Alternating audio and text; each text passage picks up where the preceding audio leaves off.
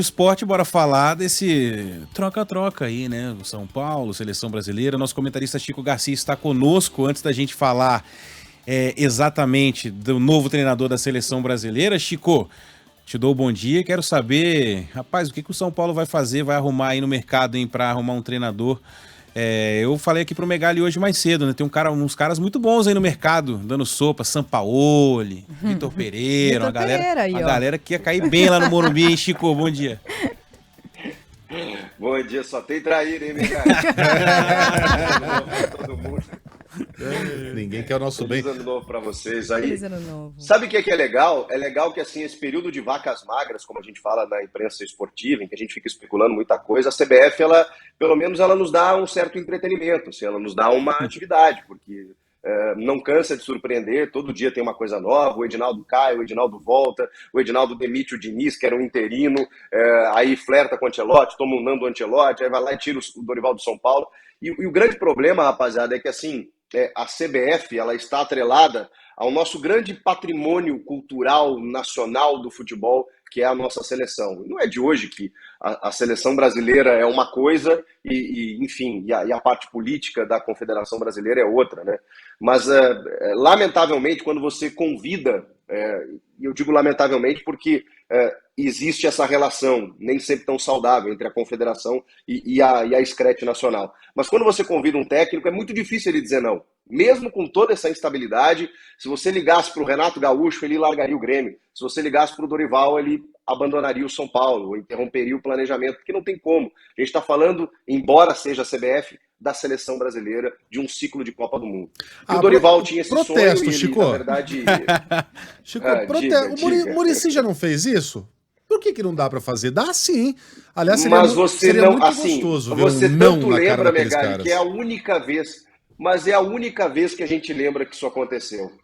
E você não encontra um Muricy em qualquer esquina. E eu não tô nem criticando o Dorival, porque eu imagino que isso deva ter mexido com ele, né? Mas é muito difícil o cara dizer não para a seleção. E o Muricy aquela vez recusou a seleção porque tinha contrato com o Fluminense, e a forma como o Ricardo Teixeira convidou ele também, e ele foi campeão brasileiro com o Flu. É claro que hoje você comparar planejamento, estrutura do São Paulo com a seleção, pô, não tem nem comparação, né? Um time que recém ganhou a Copa do Brasil, tá voltando para a Libertadores, tem a renovação do Lucas, tem o Rames Rodrigues, tem outros reforços chegando. Pô, não dá nem para comparar, mas tem esse bichinho que é a seleção nacional, que é uma Copa do Mundo, que é um prestígio internacional. A gente não consegue mensurar isso, Megali. É por isso que é muito difícil dizer não.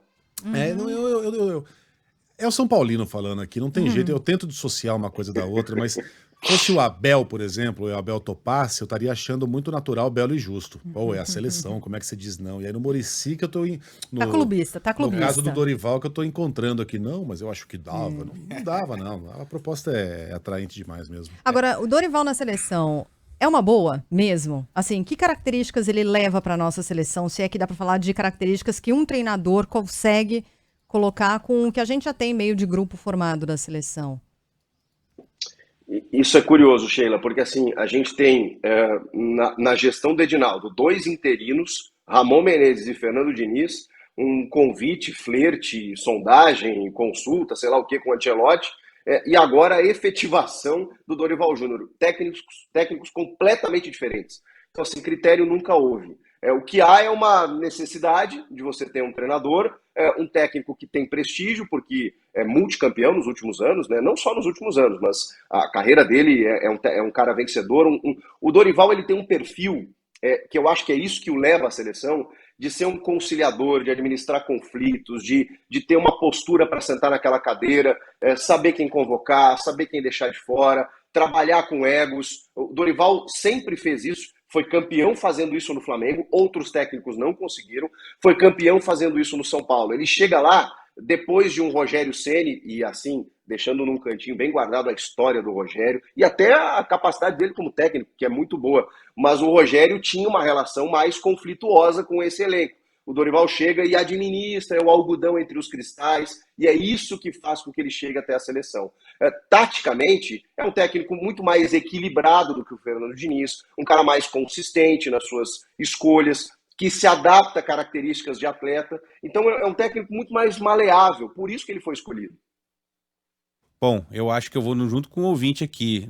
Seria, Chico, o fim, não sei se é que já teve um começo e um durante, mas da história do Neymar na seleção, né? O Dorival e o Neymar não se bateram muito Teve bem, treta, né? né? Ao longo Treta, da carreira, enfim, o Neymar, enfim, não tá vivendo um grande momento. Pode ser um ponto final nessa relação, assim, pensando já no futuro e dessa molecada que chega agora, né, na gringa para jogar, o Vitor Roque, enfim, outros jogadores que estão indo brilhar agora. Não sei, né? Mas é uma interrogação boa também, né? Não acredito por parte do Dorival. Se o Neymar, assim, não está mais afim, e assim, algumas atitudes dele mostram isso, acho que naturalmente ele vai acabar perdendo espaço. Agora, em termos de bola, infelizmente eu preciso dizer que ele é superior a todos os outros, inclusive a esses moleques chegando. É claro que não é só isso que define uma escolha, né? Você tem que ter compromisso, você tem que ter muita coisa, o Dorival valoriza isso. Mas não acho que o Dorival vai comprar essa briga. Em todas as entrevistas, ele inclusive, embora tenha aquele episódio em 2010, quando, né, ele briga com o Neymar e acaba caindo do Santos por conta disso, segundo ele, um episódio já superado, e ele sempre, o Dorival é muito fidalgo, né? Ele sempre elogia o Neymar, ele sempre reverencia o Neymar como o grande jogador que ele é. Acho que ele vai trazer o Neymar para si, como todos os técnicos tentaram fazer. O Tite muitas vezes deu a capitania para o Neymar, mesmo sem merecer, para tentar entregar ao Neymar uma responsabilidade que ele talvez não quisesse assumir. Então, se o Neymar quiser, sei lá, andar de cruzeiro, ficar fazendo festa, ou não quiser jogar, bom, naturalmente ele vai perder espaço. Se lesionar, acontece. Agora, por parte do Dorival, não acredito, não. E o São Paulo, Chico, como ficamos, hein?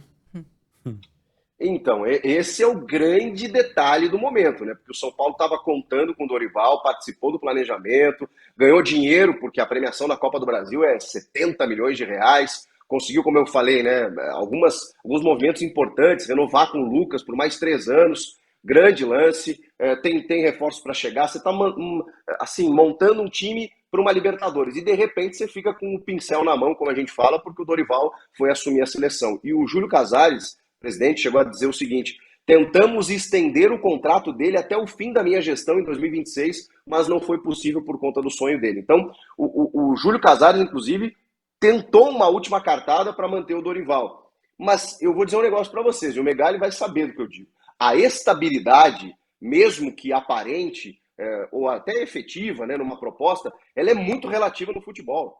Porque o Dorival que está em alta agora, se ele cai numa fase de grupos que é difícil acontecer, mas enfim, umas quartas de final do Campeonato Paulista, ou cai numa fase de grupos da Libertadores, eu não sei se ele conseguiria ter vida longa. Porque, às vezes, por mais que o dirigente queira, a situação torna-se insustentável. O técnico não tem crédito, ele está sempre tentando tendo que vencer a próxima partida.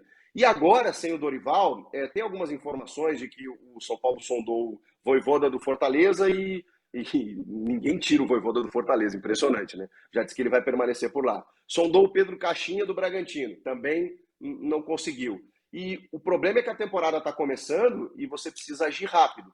Eu tenho uma informação de que houve uma conversa para saber se o Muricy Ramalho não gostaria de voltar a ser técnico. A gente sabe o quanto isso agradaria o torcedor são paulino, mas sabe também o quanto isso, digamos assim, afetou a saúde do Muricy enquanto treinador. Ele hoje tem uma rotina muito diferente como coordenador técnico. Mas está na mão dele. Se o Muricy resolver assumir, vai ser com ele, viu? Prendam suas cabritas que o bode de São Paulo tá solto aí. O bichão tá procurando técnico. Esse bode tá com muita moral, né? Valeu, Chico! Obrigado, gente. Valeu. Para todos nós. Até a próxima. Um abraço. Valeu. Rapidinho aqui, chamar o Robson Ramos.